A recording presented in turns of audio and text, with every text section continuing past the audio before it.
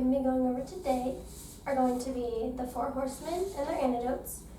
And then within the 4 Horsemen is the complaint. I'm going to give you the steps to the complaint, a repair attempt, and the magic 6 hours.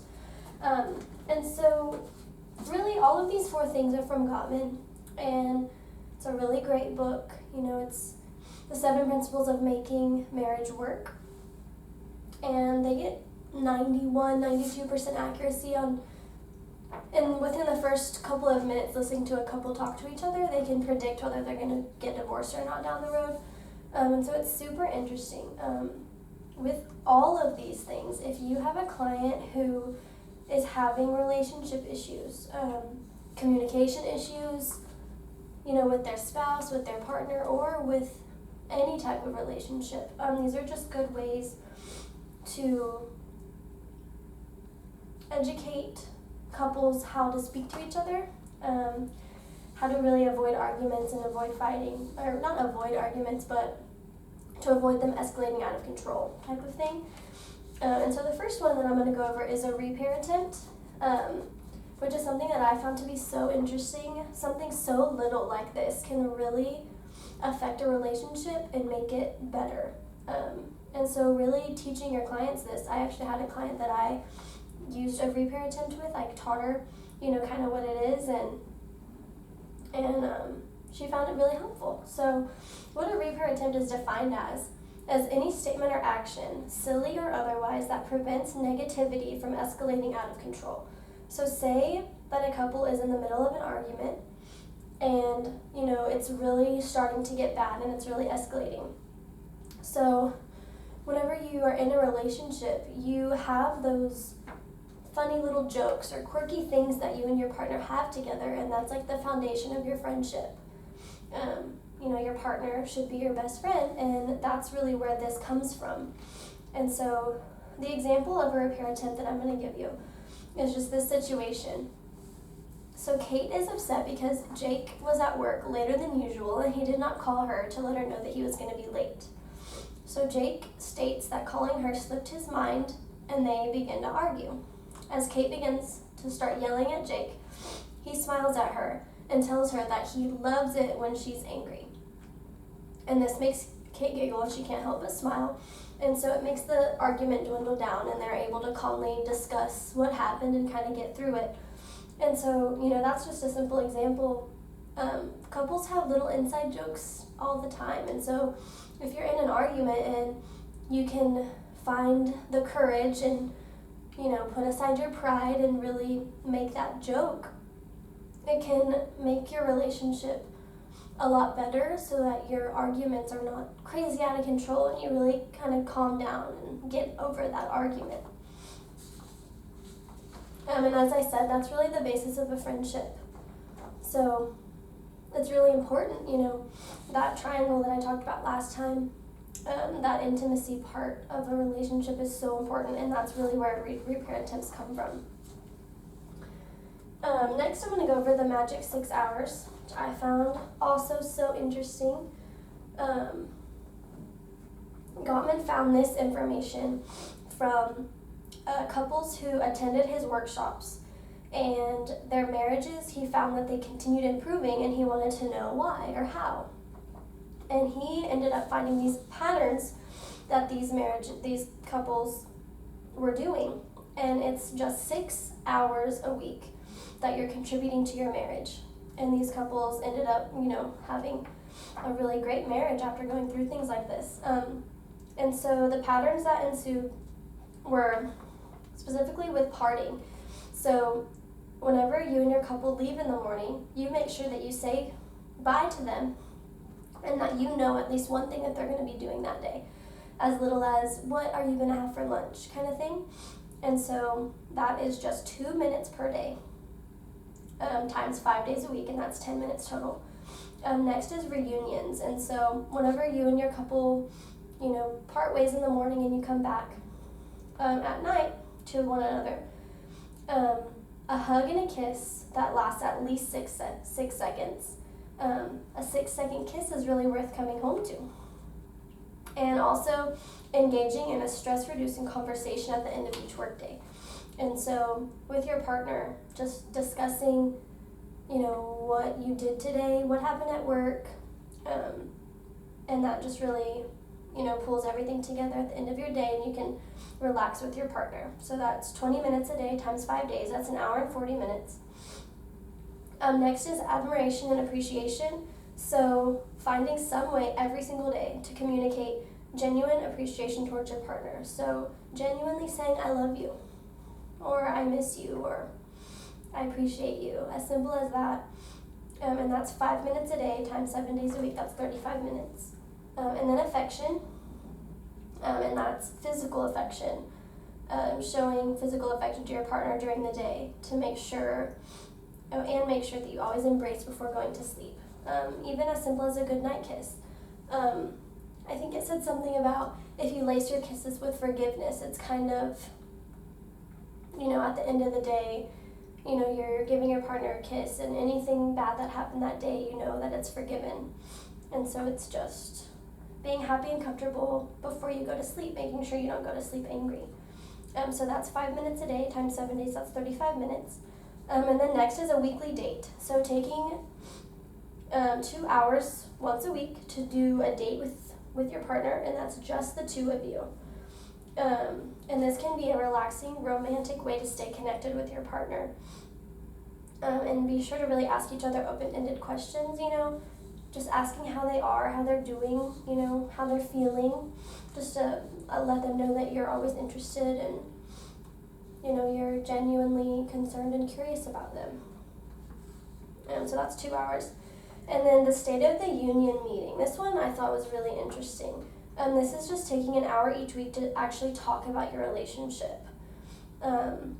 Talking about what went right that week, and then give the other person 5 appreciations that you have not expressed to them yet. Try to be really specific. So I really appreciate how hard you worked this week. I know you're really tired, and I just really appreciate all you do, for example. And it says to give 5 of them. And then next, discussing any issues that may have arisen in that week.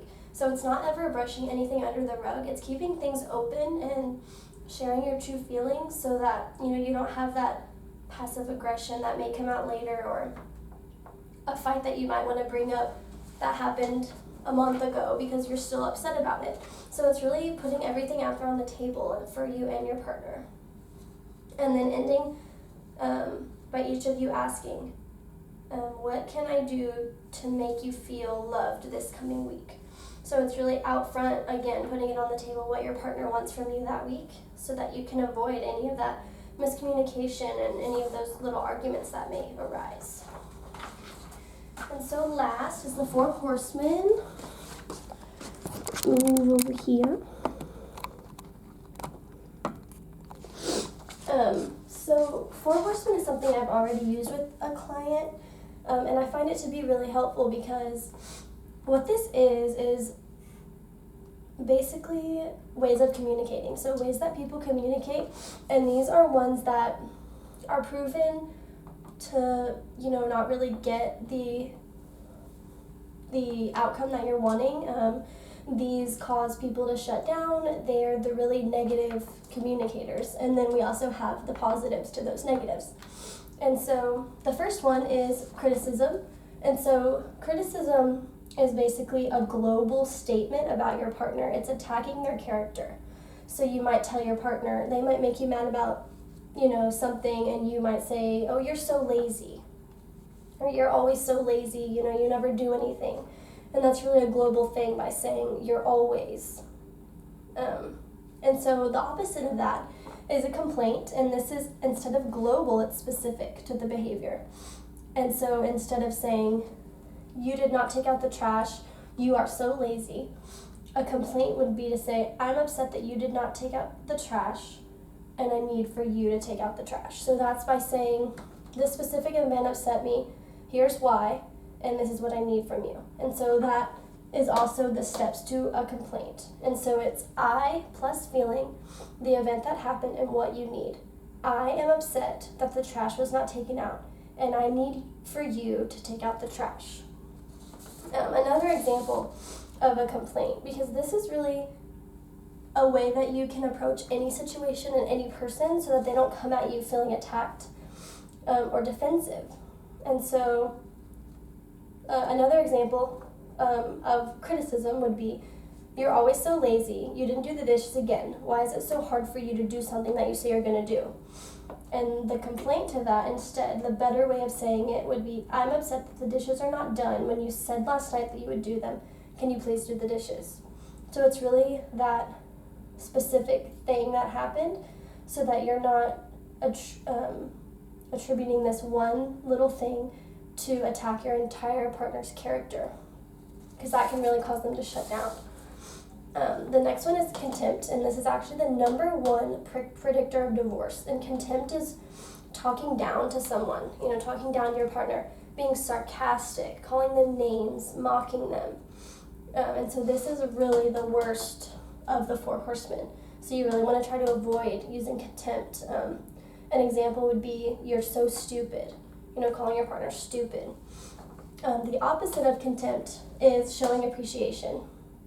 And that's, a part of the 6 hours that we just talked about. This is communicating respect to your partner and letting them know that you care about them and that you appreciate what they do. So an example of that would be, I'm proud of how hard you worked today. So that's really the opposite of contempt, calling them names, being sarcastic, but showing them your appreciation instead. The next is defensiveness, and that's basically not taking responsibility for your part and really blaming your other partner. For an example, no, it's not me, it's you. No, I didn't do that, you did that. Or, well, you did this, so I did this kind of thing. And then the opposite of that is obviously accepting some of your responsibility. You really need to acknowledge your faults in the argument and accept that out loud. So by saying, I can see how I played a part in this too. And then further discussing, what happened. The last is stonewalling. And this one is, mostly men do stonewalling, and that's where they just completely shut down. They don't listen, they're not engaging, they're not responding at all anymore. They basically just sit there and they turn their head and they don't listen at all. And they're not even engaging in the conversation anymore, they're just done with it. And the opposite to that is taking a timeout. So that's really taking 20 minutes to leave the conversation, to calm down, and then come back whenever you're ready to talk and you're not angry.